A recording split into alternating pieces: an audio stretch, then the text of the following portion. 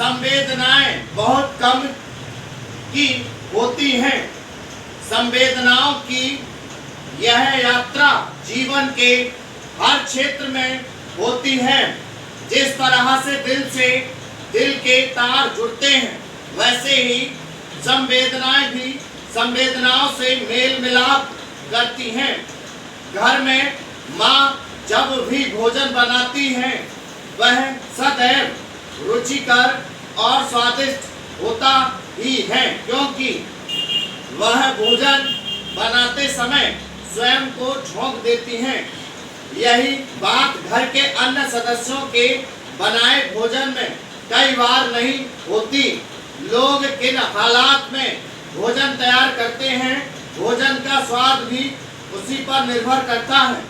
घर में विवाद हो, उसके बाद भोजन बने तो वह भोजन कभी भी रुचिकर या स्वादिष्ट नहीं होगा, क्योंकि उस समय मन में बुरे विचारों का भाव होगा, जो भोजन में अनायास ही चला जाएगा।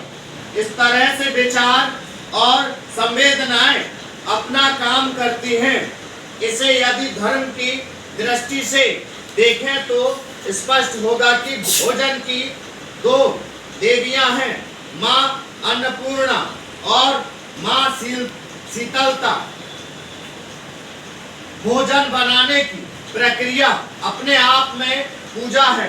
पूजा जब भी की जाती है प्रफुल्लित मन से, तभी ईश्वर प्रसाद ग्रहण करेंगे और तभी वह मनुष्यों के खाने लायक होगा। आपने महसूस किया होगा कि एक ही सामग्री और विधि अपनाने पर भी दो लोगों का खाना एक जैसा नहीं बनता है।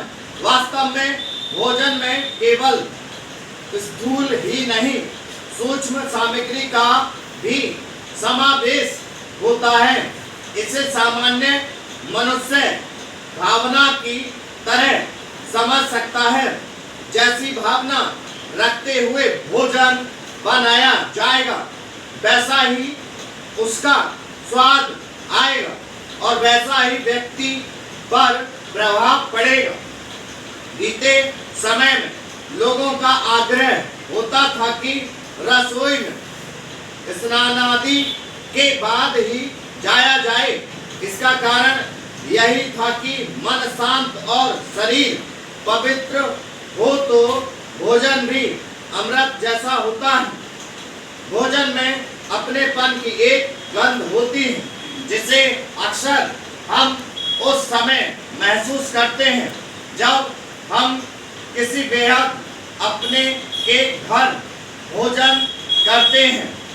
भोजन के पहले लोगों के हाव भाव से ही पता चल जाता है कि भोजन कैसा बना होगा। कई बार ऐसा भी होता है कि भोजन पूरी तमन्ना से बनाया जाए, पर भोजन ग्रहण करने वाले की स्थिति ऐसी नहीं होती कि वह भी उसी अपनेपन के साथ भोजन ग्रहण करे।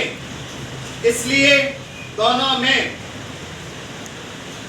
आवश्यक है कि इसके बिना भोजन के स्वाद की कल्पना नहीं की जा सकती।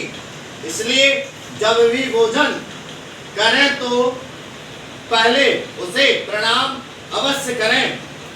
आपका भोजन जहाँ से आया है उस भंडार को और जिसने भोजन बनाया है उसका धन्यवाद करें। यह पहली सीढ़ी है। इसके बाद भोजन हृदय से ग्रहण करें। एक एक निवाला आपको तृप्त करता जाएगा और आप संतुष्टि की परम सीमा तक पहुंच जाएंगे। कुछ ही देर में आपको भोजन से संतुष्टि प्राप्त हो जाएगी। उसके बाद यह अवसर फिर मिले, इसकी कामना के साथ आप भोजन समाप्त करेंगे तो निश्चित ही आप स्वयं को सौभाग्यशाली मानेंगे।